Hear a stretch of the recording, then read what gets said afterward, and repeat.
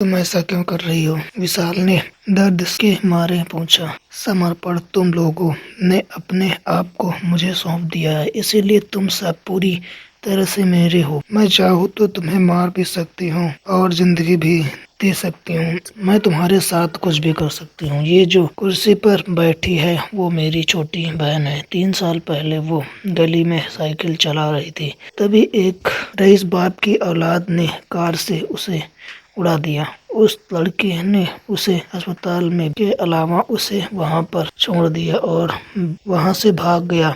उसे अस्पताल ले जाने में देरी हो गई और उसकी मौत हो गई। हम दोनों अनाथ थे, हमारे माँ बाप नहीं थे। मेरी बहन के अलावा मेरा इस दुनिया में कोई नहीं था। इधर मेरी बहन मर गई थी, लेकिन वो रईस बाप की औलाद बेखौफ होकर शहर में घूम रहा था। उसने पुलिस को खरीद लिया था। मैं इस बात पर डटी रही, जब तक मेरी बहन का खूनी गिरफ्तार नहीं होता तब तक उसका अंतिम संस्कार नहीं करूंगी। लेकिन फिर पुलिस उस लड़के की वजह दूसरे आदमी को गिरफ्तार किया। वो आदमी भी खरीदा गया था जो कुछ पैसों के लिए उस लड़के का जुर्म अपने सर पर ले रहा था। ये अन्याय मैं अपनी आंखों से देख रही थी। मैंने अपनी बहन की लाश का अंतिम संस्कार नहीं किया। मैंने उसे जिंदा करने की ठानी और फिर बलिदान समर्पण करके काला जादू सीखा। लोगों का समर्पण भाव ही मेरी बहन को जीवित कर सकता है। इसीलिए सबसे पहले मैंने उसी लड़के को अपने जाल में फंसाया और उससे उसी के हाथ कटवाए, और चाहती तो उसकी जान भी ले सकती थी, लेकिन उसको उम्र भर इसी पछतावे के साथ जीता देखना चाहती थी कि इंसान गरीब हो या अमीर, रहता तो इंसान ही है। इसलिए हर इंसान की जान की कदर होनी चाहिए। आप लड़के भी अमीर बाप की बिगड़ी औलाद हो, इसीलिए मैंने आप लोगों को चुना है। अब मेरी बहन को जिंदा करने के लिए सिर्फ आप लोगों का समर्पण चाहिए। समर्पण करना मतलब मेरी बहन को समर्पण करना। तुम्हारे समर्पण का भाव ही मेरी बहन को जीवित कर सकता है। लेकिन हमने तो किसी भी इंसान के साथ कोई अन्याय नहीं किया, फिर तुमने हमें क्यों चुना? क्या सच में? हाँ, माँ की कसम, मैं सच बोल रहा हूँ। टोनी ने अपनी गर्दन पर हाथ लगाकर कहा। ये देखकर वो औरत गुस्सा हो गई और उसने चाकू से टोनी की गुड़िया की गर्दन काट डाली और इधर टोनी की गर्दन कट गई। उसकी कटी गर्दन से खून के फव्वारे उड़ने लगे और वो फर्श पर गिरकर तड़पने लगा। देखो, आदर्श उसकी तरफ देखने लगा। झूठ बोल रहा था। जिस माँ ने उसे जन्मदान दिया उसी की झूठी कसम खा रहा था। सच्चाई क्या है आदर्श? उस औरत ने आदर्श से पूछा। इस सवाल से आदर्श बहुत घबरा गया। हाँ, हमें वो झूठ बोल रहा था। हम चारों ने बहुत से गरीबों के साथ गरीबी का फायदा उठाया है और उनके साथ अन्याय किया है, आदर्श कांपते हुए बोला। विशाल, तुमने वैभव के साथ क्या किया था?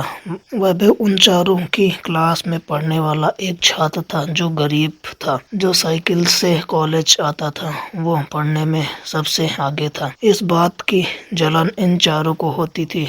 जब भी वैभव साइकिल से कॉलेज आता था तो कार में कॉलेज आने वाले ये चारों उस पर हंसते, उसकी गरीबी का मजाक उड़ाते। एक बार टीचर ने मुझसे सवाल पूछा था। इसका जवाब मुझे नहीं पता था, पर उसका जवाब वैभव ने दिया था।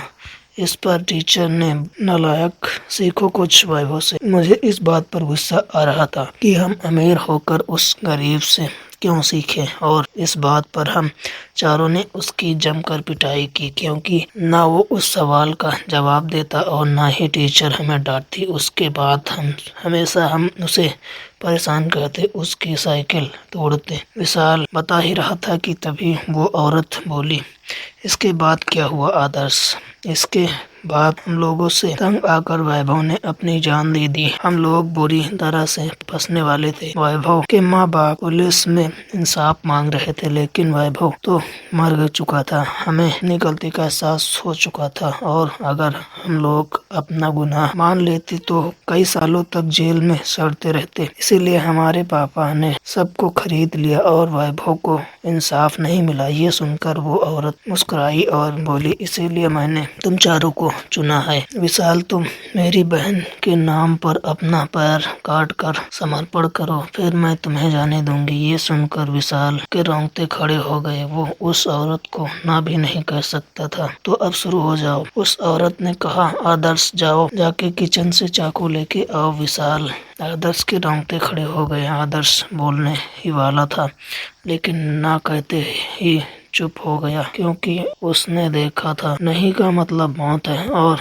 फिर वो किचन में जाकर चाकू ले आया। उसने चाकू विशाल के हाथ में दे दिया। आदर्श, मेरा मुंह कपड़े से बांध दो, आदर्श ने कहा। आदर्श ने उसका मुंह कपड़े से बांध दिया और फिर विशाल अपने पैर काटने लगा। फिर विशाल अंदर ही अंदर बहुत चीख रहा था। वो थोड़ा थोड़ा करके उसने अपना आधा पैर काट डाला था कि तभी वो औरत बोली, अब रुक जाओ विशाल, अब बाकी का पैर अपने हाथ से खींचकर उससे अलग कर दो। ये सुनकर विशाल की रूह कांप गई। उसने मुंह से कपड़ा हटाया और बोला, मैं ये कैसे कर पाऊंगा। वो अपने कटे पैर की तरफ देखते हुए बोला, इसको समर्पण कहते हैं। त्याग दो अपने पैर को, क्योंकि इस पैर ने बहुत से पाप किए हैं। उस मासूम वैभव को तुमने इसी पैर से लात मारी थी, तब उसे भी दर्द हुआ था। आज तुम्हें उसका दर्द महसूस होगा। चलो, खींचकर अलग कर दो।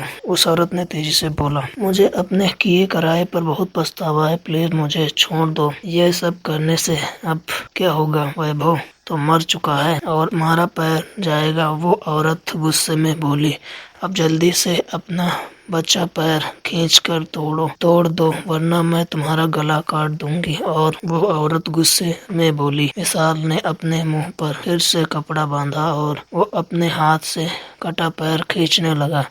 उसकी आंखों से आंसू आ रहे थे। वो थोड़ा सा अपना पैर खींचता और फिर रो पड़ता और चिल्लाता। उस औरत के सामने अपनी जान की भीख मांगता, प्लीज मुझे जाने दो। लेकिन उस औरत ने उसकी एक नहीं सुनी। कई बार अपना पैर खींचने के बाद विशाल बोला, मुझे मार डालो, मैं ये और नहीं सह सकता, जैसी तुम्हारी इच्छा। और फिर उस औरत ने विशाल की गुड़िया का गला काटा और इस तरह विशाल का सर धड़ से अलग हो गया। उसके तीनों दोस्त उसके सामने मर गए थे। अब वो अकेले बचा था। क्या तुम समर्पण के लिए तैयार हो आदर्श? उस औरत ने आदर्श से कहा। अब उसकी बारी थी। न जाने वो औरत उससे क्या करवाना चाहती थी। आदर्श, नीचे पड़ा चाकू उठाओ और अपनी कलाई के आगे वाला धड़ काटो। ये सुनकर आदर्श बहुत डरा। लेकिन मैंने क्या किया?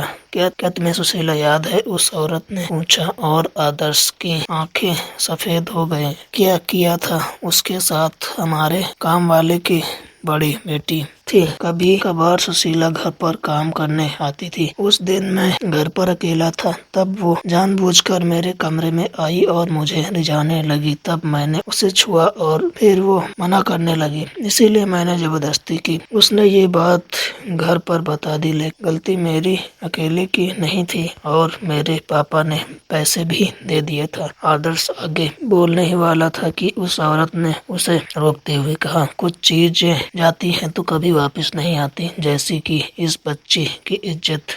अब तुम्हारा हाथ भी उसी तरह से जाएगा। जल्दी से हाथ काटो वरना तुम्हारा गला काटूंगी। तुम वादा करो, जब मैं तुम्हें अपना कटा हाथ दे दूंगा तो तुम मुझे छोड़ दोगी। हाँ, मैं वादा करती हूँ। ये सुनते ही आदर्श ने फर्श पर पड़ा चाकू उठाया और उसने अपना हाथ चाकू से काटना शुरू कर दिया। वो चीख और चिल्ला रहा था, लेकिन उसने हार नहीं मानी। उसे किसी भी तरह जिंदा रहना था। उसकी कलाई से खून बह रहा था, लेकिन वो रुका नहीं। उसने अपना आधे से ज्यादा हाथ काट डाला था कि तभी वो औरत बोली, अब बचा हुआ हाथ तुम अपने दांतों से खींच कर निकालो। आदर्श रुक गया। वो खून के आंसू रोने लगा। वो दर्द से करा रहा था। उसने कटा हाथ मुंह में पकड़ा और उसे खींचने लगा। उसकी आंखों से आंसू निकल रहे थे, लेकिन वो नहीं रुका। उसने अपना हाथ उखाड़ डाला। उसका कटा हाथ उसके मुंह में था और वो अपने हाथ को मुंह में लिए रो रहा था। अब तुम अपना हाथ बाएं हाथ में लो और बोलो, मैं ये मेरा हाथ रोशनी को सौंपता हूँ। और फिर उसे फर्श पर गिरा दो। आदर्श ने हाथ को दाईं हाथ में पकड़ा और बोला, मैं मेरा कटा हाथ रोशनी को समर्पित करता हूँ। और फिर उसने कटा हाथ बाएं हाथ से छोड़ दिया। वो हाथ जैसे ही फर्श पर गिरा वो गायब हो गया और उस औरत के सामने जल रही आग के सामने जलने लगा और कुर्सी पर वो लाश थी और उसके शरीर पर मांस सड़ने लगा। जैसे वो लाश जिंदा शरीर में बदल रही थी। अब तुम आजाद हो, अपनी जिंदगी जियो बच्ची, उस औरत ने कहा और वो स्क्रीन से गायब हो गई। आदर्श के शरीर से खून बह रहा था। उसकी आंखों के सामने अंधेरा छा रहा था।